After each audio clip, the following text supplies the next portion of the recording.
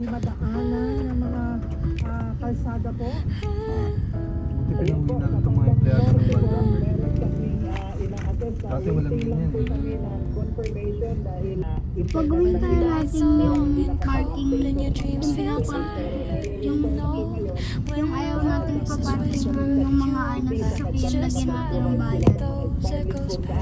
Mga 100 piso pag-park.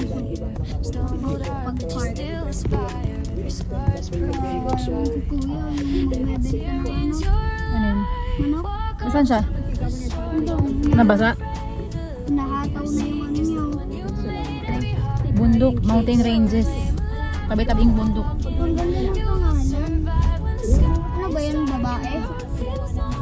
Kung may babaeng ganyan yung pangalan, Oo. pinanganak siya kailangan pinanganak siya mas matanda pa kay Lolo Manny. 1980s